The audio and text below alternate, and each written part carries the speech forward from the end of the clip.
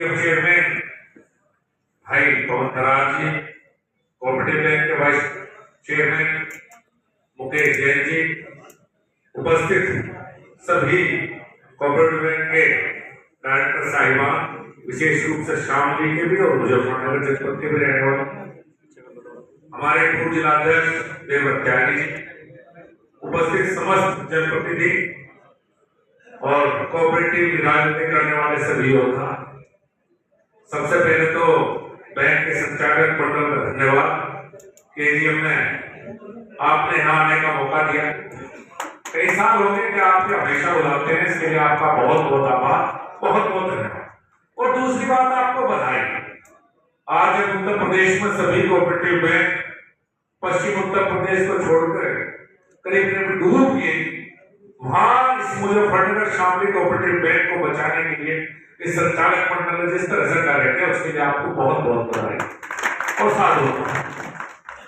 आज बहुत सी बात कही, अच्छी बात थी कि कम से कम किसानों की तरफ से पहली ये देखी जिसमें किसानों की तरफ से भी या जो सोसाइटी के स्तर पे कोऑपरेटिव राजनीति करने वाले लोग उनकी तरफ से भी सुझाव ये और बेहतर आ सकते थे, लेकिन उसके बाद ये हो जाता है कि कोई सुझाव चलते रहे वही चलते रहे, तो सुझाव और बेहतर हो सकते हैं। ये एक अच्छा प्रयास है, मैं इसके लिए चेयरमैन साहब को बधाई देता हूँ। कम से कम हमें भी तो समस्याओं का पता लगा। दो तीन बात आज ऐसी नहीं आई जिनका सही मायने में तो मुझे भी नहीं पता था कि नहीं भाई ये किसान की समस्या है और इस समस्या का समाधान कहीं ना कहीं लखनऊ के स्तर पर या दिल्ली में केंद्र सरकार के स्तर पर समस्याओं का समाधान होना चाहिए। कई समस्या है, लेकिन मेरी एक बात भी समझ में आई कि इसमें कुछ समस्या चल रही है जिनका समाधान कोऑपरेटिव बैंक का डायरेक्टर कर सकते हैं, संचालक मंडल।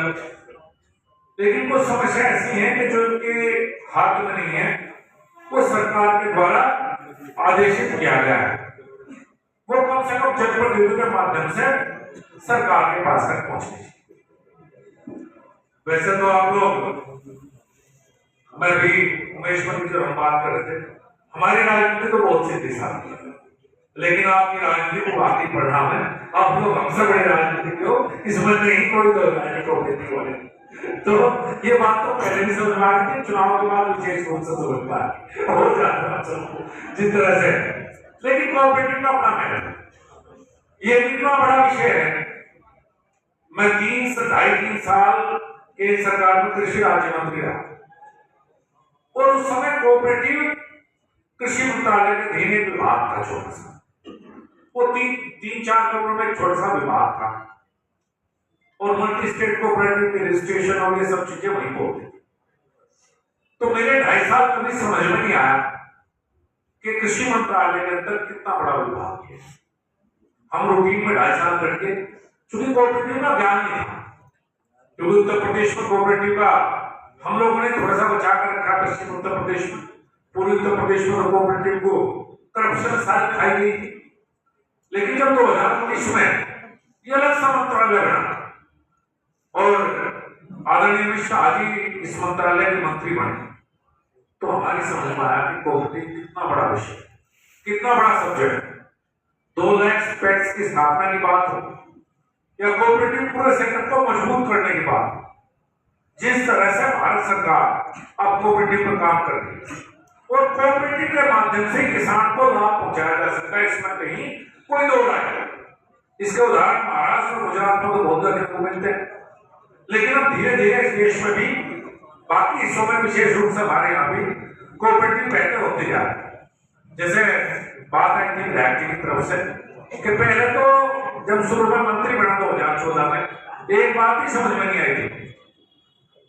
2017 तक एक बात रही कि लोग आते थे, मैं सोसाइटी का सचिव पैसे लेकर भाग गया, कहीं 50 लाख रुपए लेकर भाग गया, कहीं 1 करोड़ रुपए लेकर भाग गया।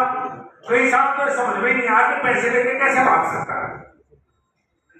आप सबके आशीर्वाद से जब से सरकार बनी है, कम से कम ये बातें भी खत्म हो। लेकिन मेरा एक सुझाव है पूरे संचालक मंडल को भी और विशेष रूप से कोऑपरेटिव के सभी अधिकारियों का ध्यान रखना। जहां कुछ समस्याएं हैं पुराने, इन बातों के लिए उनका समाधान करना हम सबका कर्तव्य है। और मैं निवेदन करूंगा सभी संचालक गरीब किसान मजदूर सभी के परिवारों को, बच्चों को और खासतौर से बच्चों को लेकर के दिलाते हैं, उसका बड़ा प्रचार प्रसार और यदि संभव तो गुनगुनाएंगे।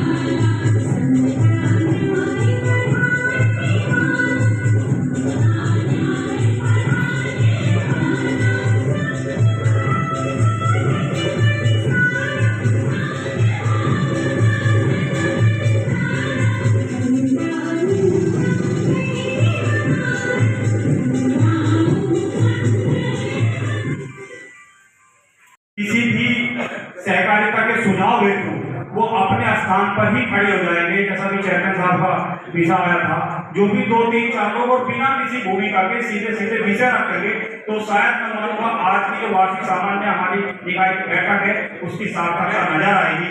मेरा आग्रह जो भी किसान अच्छे अनुभव और जो अच्छा और हो सकता है ऐसा जो भी अपने पास सुझाव, ऐसे 3-4-5 लोग केवल अपने स्थान से खड़े होकर अपना हाथ खड़ा करके माइक लेकर के, संजय जी कोई भी प्राथमिक माइक लेकर के चले जाओ, 2-3 लोग हैं चले।